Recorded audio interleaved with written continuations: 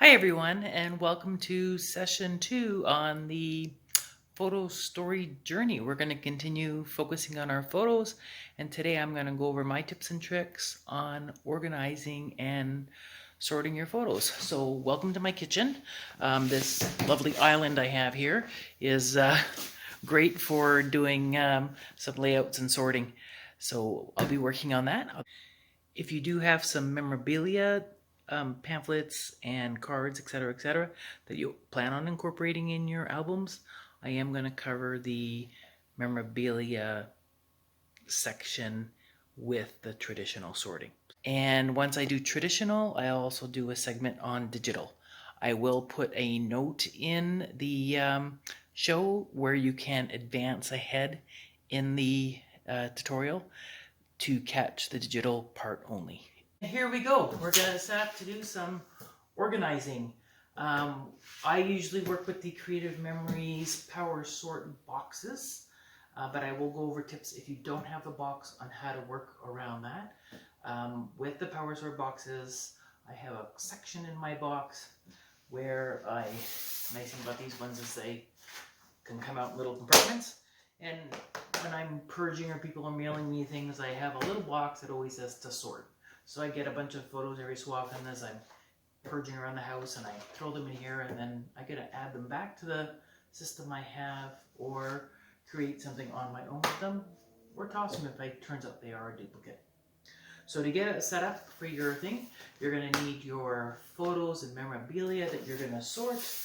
You are going to need a photo labeling pencil.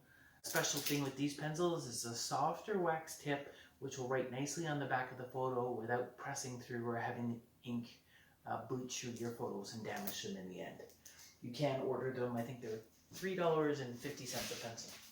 So let me know if you need any. The Creative Memories Power Sort boxes that they have currently, they look something like this. Actually, they're plain top. There we go. They come packaged like this. They retail for $35.50, and once assembled, they look like this. Each box contains 6 little compartment folders to put things inside them.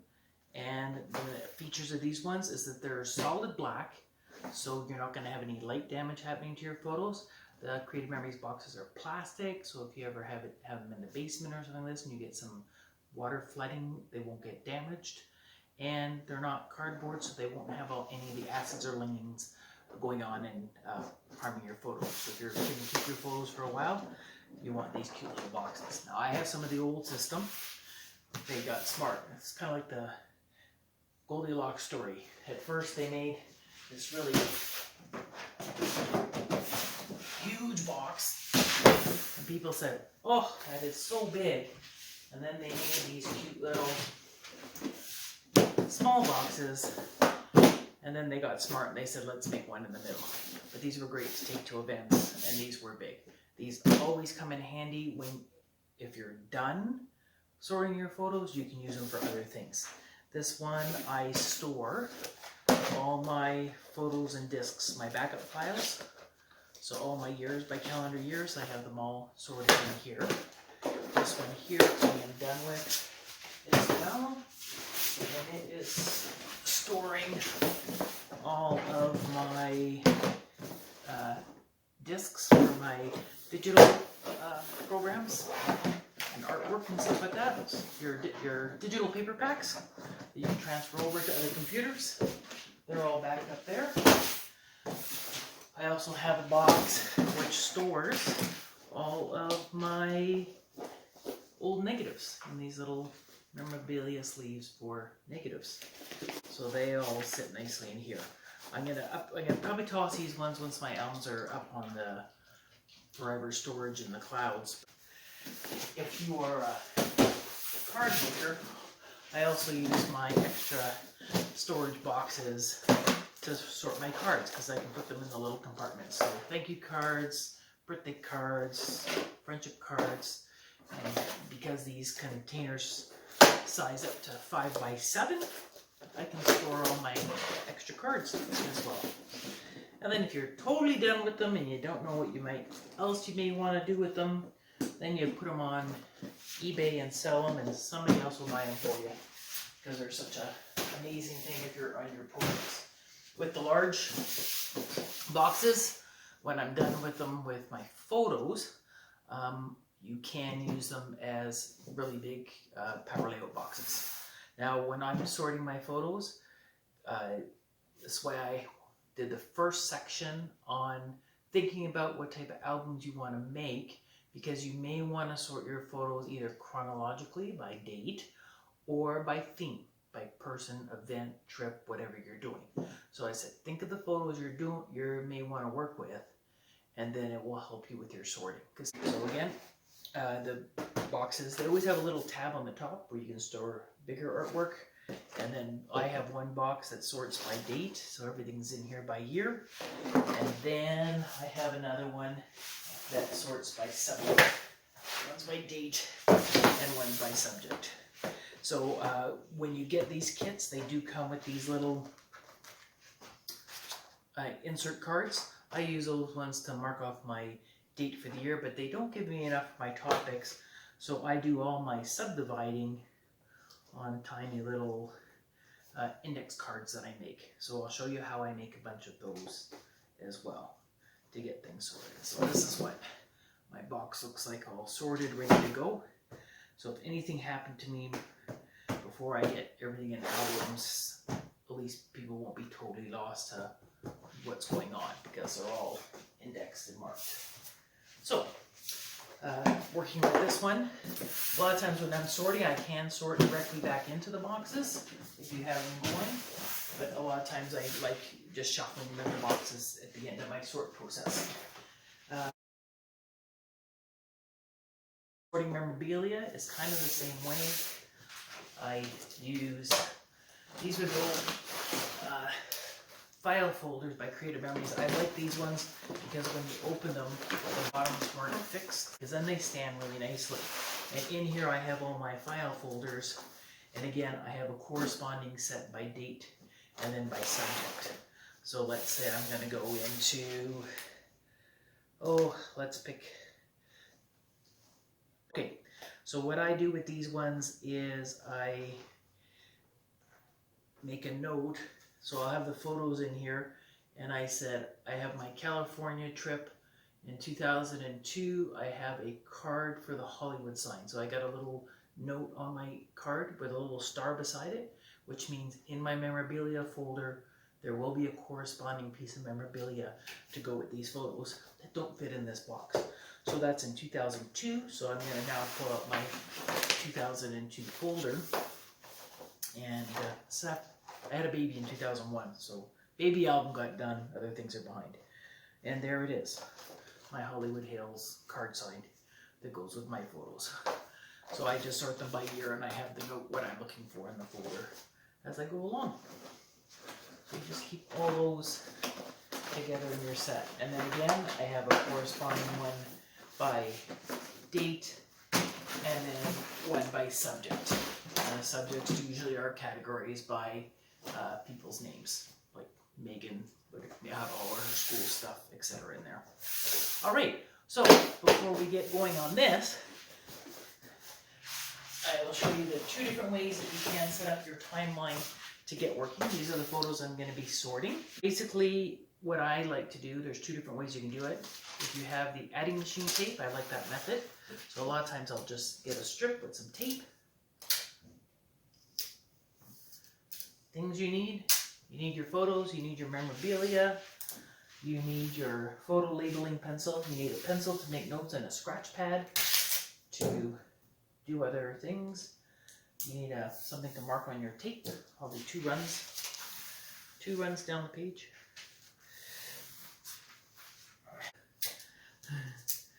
And there's number 2. So I can do one by date and one by subject on my timeline. Another way you can do it, if you don't have adding machine tape, is to make little index pockets.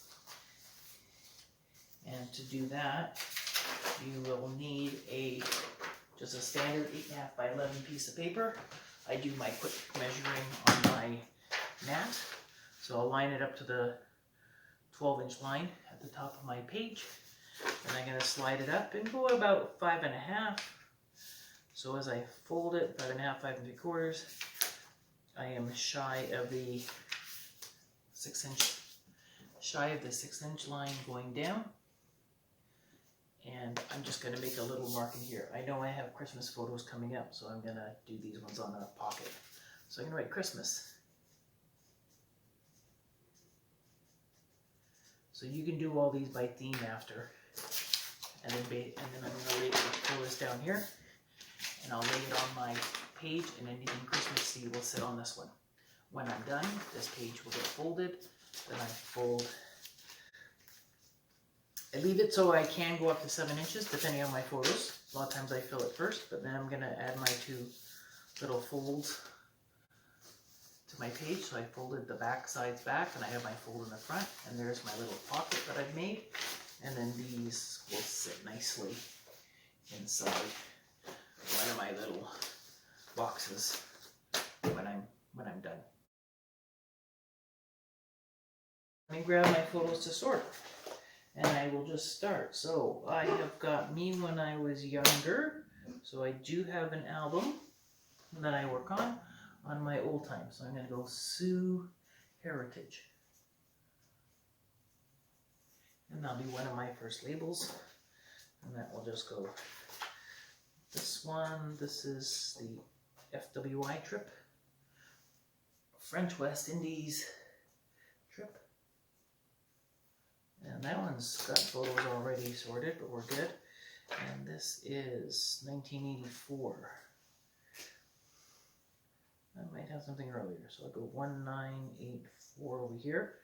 So on one of them I'm running a timeline. I'm just going to put my dates on them, and the other ones I'll go after that one. This is Spencer's a Newborn. This is 1993. 1993. This one is 86. 1986. 86, 86, 86, 86. So good, I got a bunch of them together. 86. This is my Venice trip. That's 2002. It's my Venice, it's my Hollywood trip.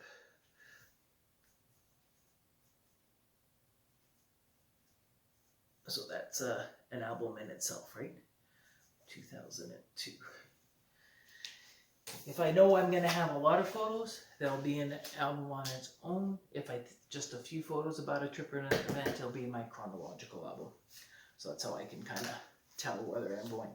So basically this is all you're going to do to start sorting things out. 86, 86. So this one's a memorabilia one, right? I got a birthday card, and it is for my daughter, and I wrote the date down. This was in 2006. So in 2006, on my little note card, I'm going to go into my dates. March 2006, I will add a note with a star. Megan birthday. And I already have photos in there, so I'm just going to add a little star on this one. And then I know that in my bag there is memorabilia for this card, and it's going to go in. So when I go to make my album, I'm going to push back in that bin. Pretty simple, timeline, dateline. Let me just grab some of my Christmas ones so I show you what's going to happen with those ones. Here are the Christmas ones. So if I'm doing the Christmas ones, the second way I'm doing them, here's my pile. Christmas, Christmas, Christmas, Christmas, Christmas, Christmas, Christmas. That's a birthday. That's a doggy one. Christmas, Christmas, Christmas. So let's go back to sort. So when I'm done my Christmas ones, all of these are going to go in here. Over, fold, fold. And my Christmas is ready to go into a little box. This is a subject one. It goes in my subjects. this little grid sheet on how to cut your 12 by 12 paper down to make your little index cards for your subdividers. Basically, I like using cardstock as my subdividers, again, because it's not regular paper, it doesn't have the acid and lands touching your photos.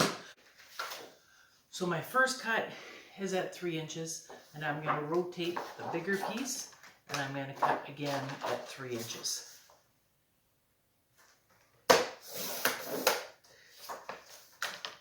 Three,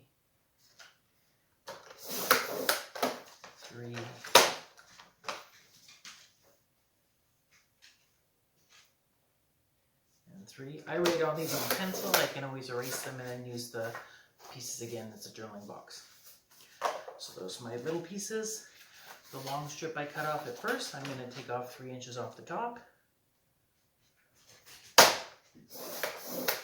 And this will be my scrap from this one, but I can always add it for a card, for a stamp for a card, or in an album for something else.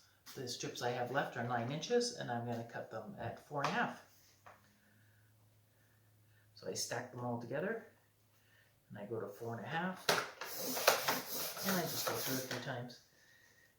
Take some of those off. And I have a whole stack of little note cards to add to my photos. At the bottom of the video, in the description, I will put my email address with a note for a link that if you want the master on this one, how to cut your paper, I will send it to you. But that's basically it for your sorting your photos and your memorabilia, getting all of it together.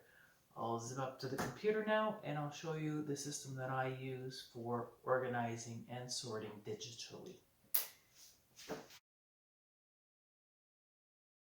Okay, everybody, let's go into finding and sorting and organizing your photos digitally. I'm going to take you to my computer screen, and we're going to go over how to find your emails, label them, and create a sort folder.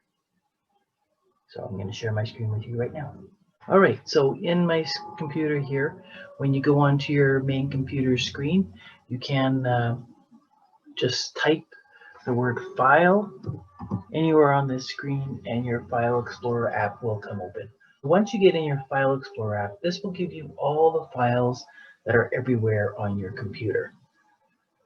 So what you want to do is go up here to the Magic Access button. This is that magic stick that everybody is trying to sell you to find photos. Basically what you're going to do is just go up here into your search bar, and you're going to say, I want to look for JPEGs. Now, because I have a lot of folders on my computer with these things, I'm just going to go in quickly into a file where there won't be as many. So I'm going to be looking in my household file. So when you're searching for your photos, you can search the whole computer at one time, or you can search individual files. So now I'm going to go do a search, and I'm going to type in .jpeg, P-E-G, and I'm going to hit the search button, and everything in that file folder will come up now.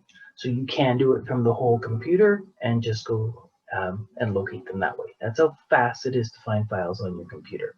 Once you find them, you can select them. Just click on one, hold down your shift key, click on the next ones you want to do, and then I can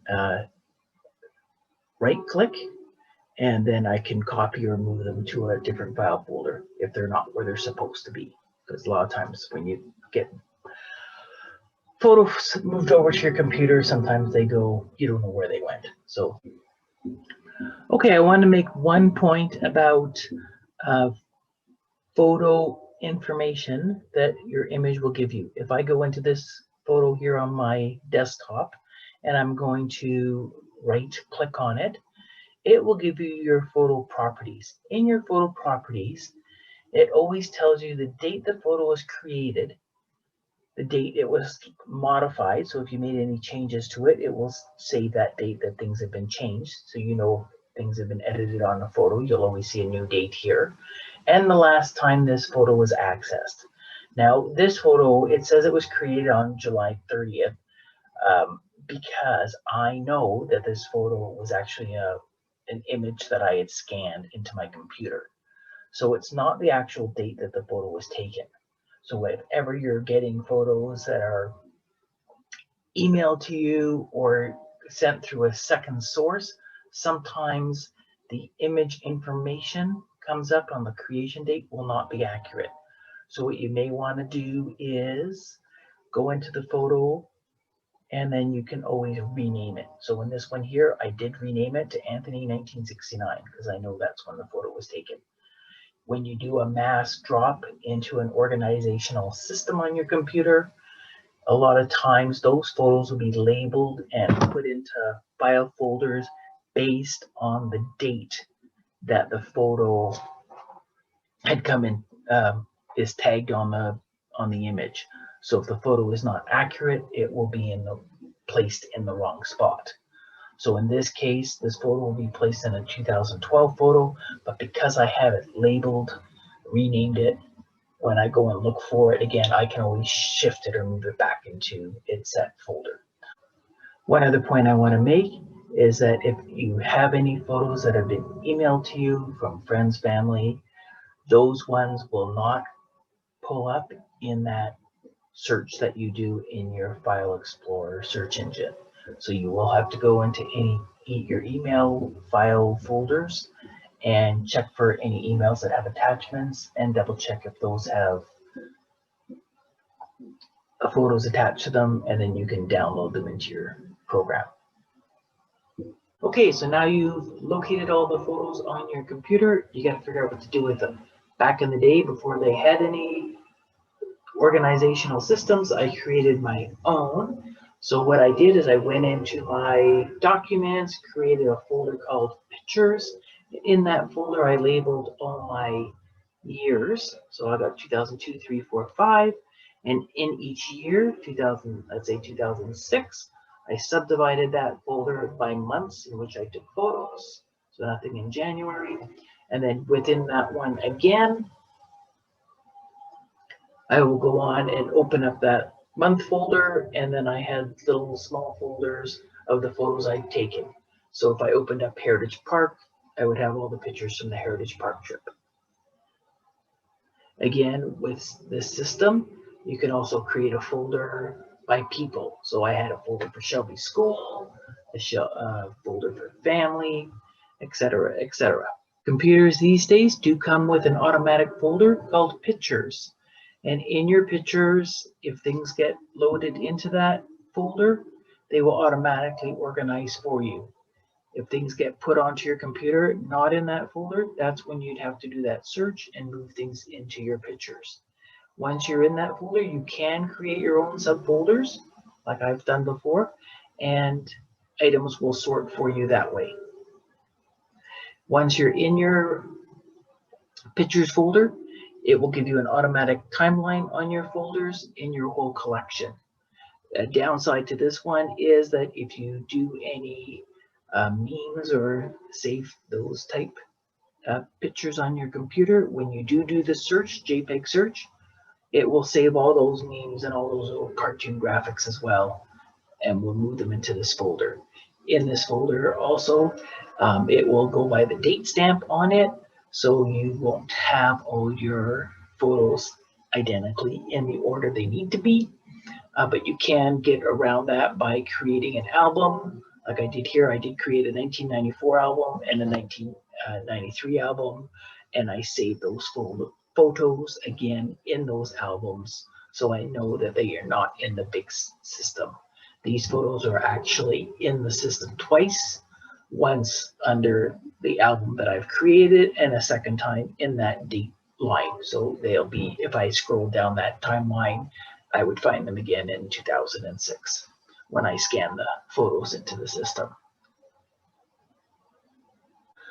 Okay, the system I like to use the best is the Historian program